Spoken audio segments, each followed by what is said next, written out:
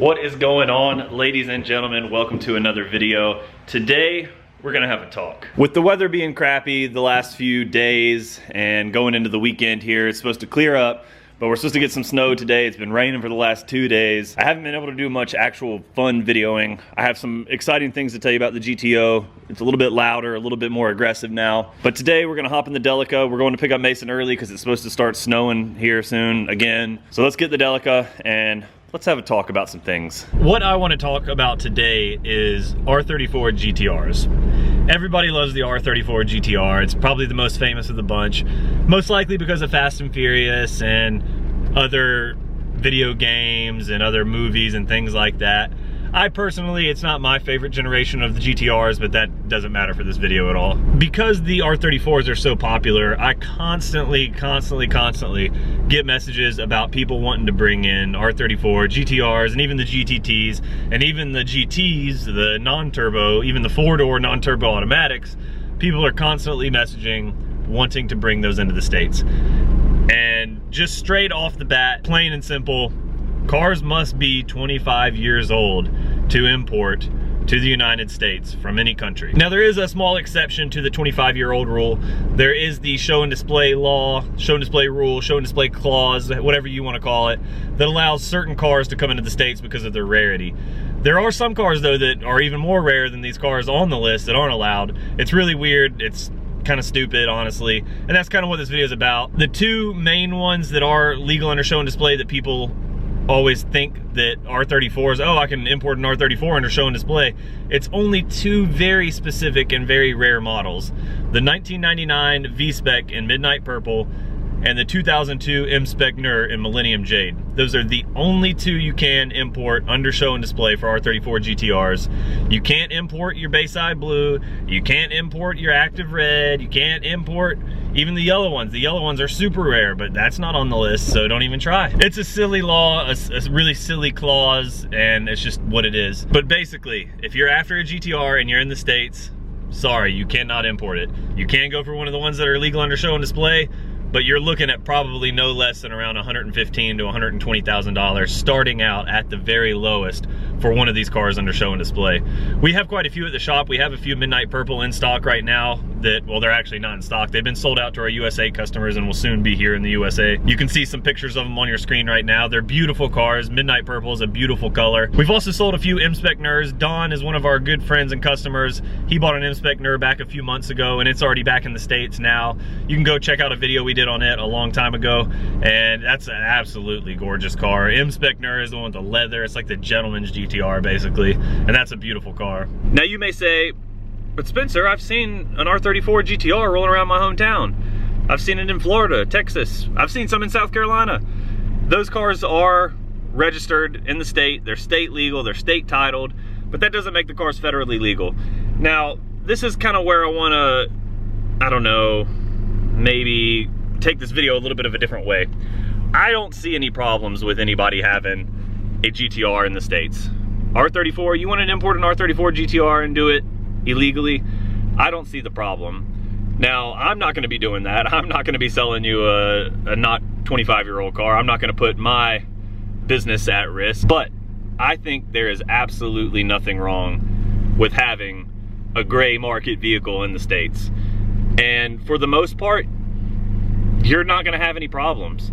For example, there was a red one a couple years ago that there was some kind of owner dispute between it, and the car was actually seized by the police, but it wasn't seized because it was an R34 GTR, it was seized because of the owner dispute, and pretty much nothing happened with it from what I understand. And I don't think there's any issues with having the GTR 34s in the States, but there's been a lot of beef on YouTube lately that's kind of been interesting. In the last couple days, there's been some back and forth between a big YouTuber and another big importer. There was a video posted by a guy, I think his name's Craig Liberman, something like that. He was a technical advisor, I guess, to the Fast and Furious movies when they first started out. A few of his cars, I think his R34, and what else? He had a couple cars in Fast and Furious, and he was a technical advisor for them, basically. Got paid to kind of do the builds, pick out the cars, blah, blah, blah, blah, blah, what have it. He's got a pretty interesting channel that he started up. It's got some interesting kind of insider information on the Fast and Furious franchise, how it started and some of the cars and things.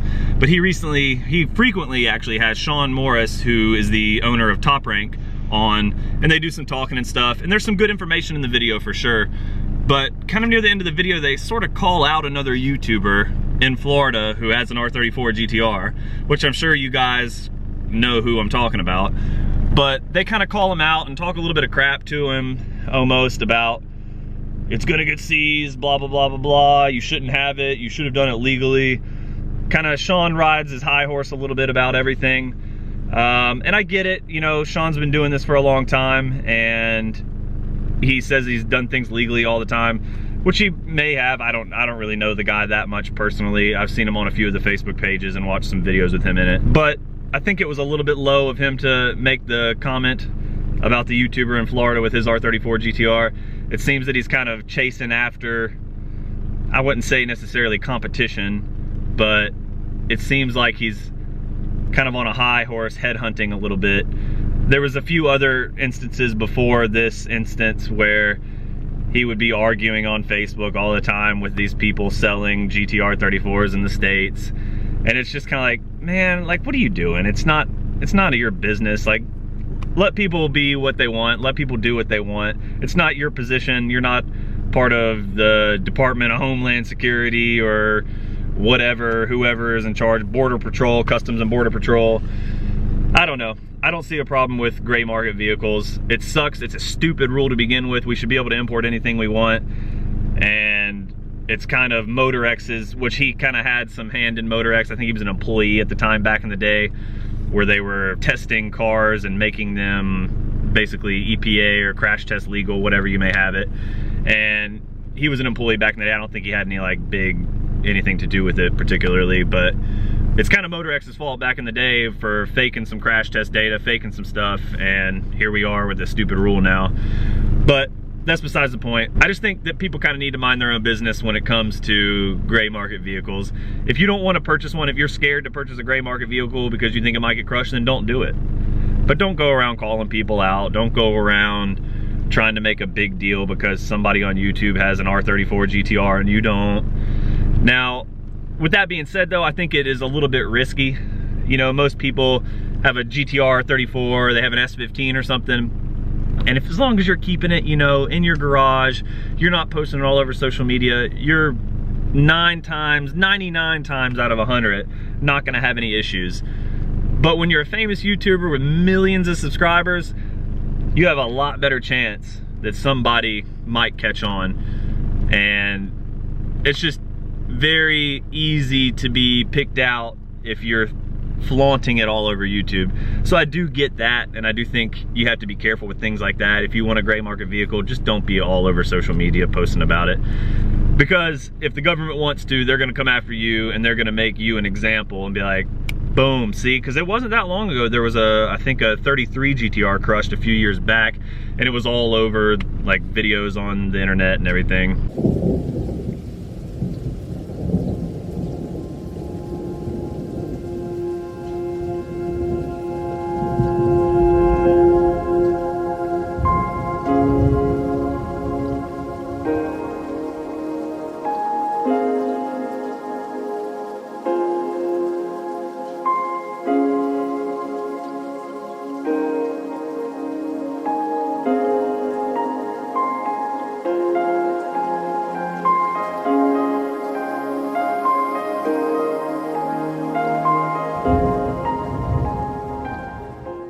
So I just think that if you're gonna import one, just be careful and don't throw it all over social media. They made another good point in their video though, the Craig, Liberman, and Sean, about storage options.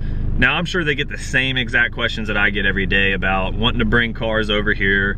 If it's a GTR 34 that's gonna be legal in 1999, I have countless people say, well, I'm gonna bring it over and I won't register it or anything until 2024 when it's 25 years old.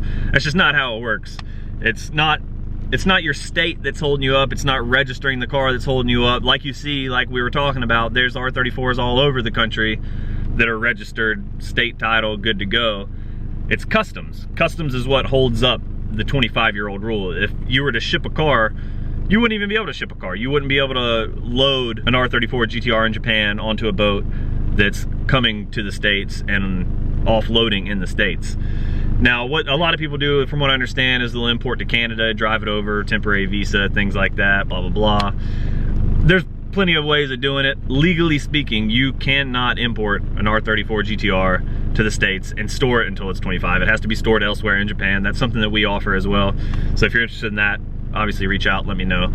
But I know a lot of you guys aren't. I know a lot of you guys want something now. Most people don't want to store a car for 3 to 4 years, and I totally get that. But unfortunately, you cannot store it in the States, and you can't put it in your garage and stare at it for 4 years, because that's just not how it works. So basically, I just wanted to kind of talk about that. I just wanted to give my 2 cents in. It's a rainy, crappy day. I don't have anything else to make a video about. I can't go out and hoon in any of my cars. I don't like driving them in this crappy rain stuff unless I have to. The Delica is my snow rain vehicle, so that's what we're in today, enjoying the nice view while we wait for Mason to get out of school. But I just think if you're gonna import a gray market vehicle, just be careful about it. You know, don't go flaunting it all over YouTube. Like I said, there's GTRs all over YouTube that aren't legal. There's Evos all over YouTube that aren't legal. There's S15s all over YouTube that aren't legal. Import your car, but dang, guys, like, don't be an F-boy out there flaunting it. That's just gonna not be good for all of us. Once one person, one of the top guys gets busted because they get made an example of, it's gonna be just a ripple effect, and it's gonna ruin other people's good time that have brought their gray market vehicles over and enjoyed them silently throughout the years. I kind of want to keep doing some videos like this when I get the chance, whenever it's not a pristine day to go out and do videoing. I kind of want to give little insights on things and kind of help with import knowledge and go through the export process and the buying process from Japan and all of that kind of stuff. Another thing with the R34 GTRs, like a lot of people, you know, say they think that once that 1999 GTR is legal, that, oh, okay, well now that the GTR 34s are legal, I'll bring in a, you know, a V-Spec 2, like a 2001. But that's not how it works. It's by the year. It has to be to the year and actually down to the exact month. For example, it's 2020 now, so 1995 cars are legal. So that means GTR 33s are legal. So we have a lot of those starting to come over, but right now it is, what, still February, so only January and February models are legal for import. In 9 days, it'll be March, and then March of 1995, R33s can come in, and so on and so forth. It's just very specific down to the month and year of production. And to be even more specific, there's a month of production and then there's a month of first registration.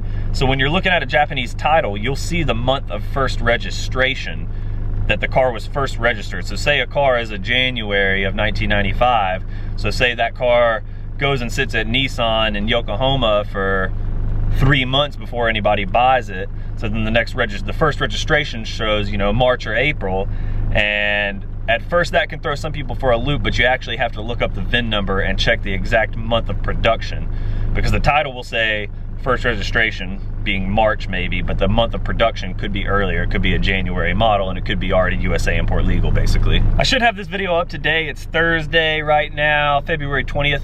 This Saturday, February 22nd, is Cars and Coffee here in Greenville, South Carolina. It's always huge. It's always a big deal. It's gonna be freezing cold this Saturday, but I'll still be out there for sure. It should be like 25 degrees when it gets going. But we're gonna be out there early because this week, or this month, is a Japanese theme. Each month at Cars and Coffee in Greenville, they're doing a theme. Last month was Mopar cars. This month is Japanese cars. I think it's more like, you know, people's Honda Civics, their 240s or whatever, but hey, we have 3 actual Japanese cars. So I'm gonna try to get all 3 cars out there again and put on display for everybody to check out. And I know a few of you subscribers, we were talking in a live stream the other day, I saw some people coming down from Atlanta and I think Charlotte and a few of the other surrounding cities. If you guys wanna come out, come to Cars and Coffee in Greenville for real. I'll be there from probably 7 a.m. to like 11 or 12 a.m. or not, well, 12 p.m. And I would love to meet some of you guys. I'd love to show you guys the cars. I'd love to get you guys in a video.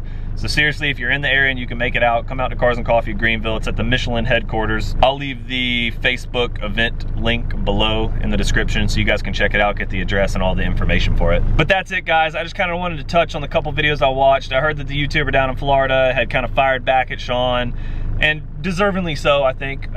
It's not, if you're an importer, if you're selling cars, if somebody wants to bring one in not legally, let them, man. Like, get off their back. There's no need to be on your high horse trying to call somebody out.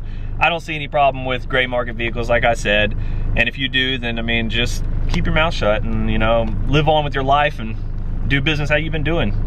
And on the other end of that, if you are importing a gray market vehicle or buying a gray market vehicle, just be smart. Dang, don't be out there flamboyantly throwing it in everybody's faces.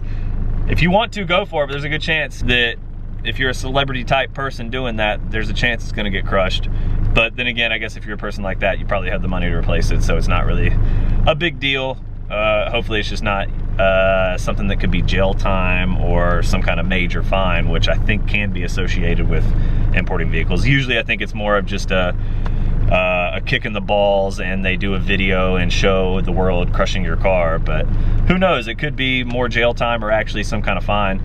But I don't see a problem with it, so I say keep on-ing and just be careful, be smart about showing off your gray market vehicles. That is gonna do it for today's video. I hope you guys enjoyed a little bit of knowledge sharing. I hope to share some more knowledge with you guys in the future. If you have any questions about any of this, please leave comments below. I really have been trying to get back to legitimate comments and any type of question or inquiry about importing, about exporting, about the whole business, about anything. I know a lot of people kind of get put in the dark about this kind of stuff, and a lot of importers don't like to share some secrets because, you know, it gives them the advantage. If they're not sharing secrets, sharing how things work, then that gives them the upper hand. And I just think that that's kind of messed up, and I kind of want to end that. And I want to be the most transparent person possible when importing cars and selling cars here in the States. And I just think it's the fair thing to do. So if you have any questions, leave them in the comments below and I will definitely get back to you guys. I'll see you guys in the next video. As always, thanks for watching.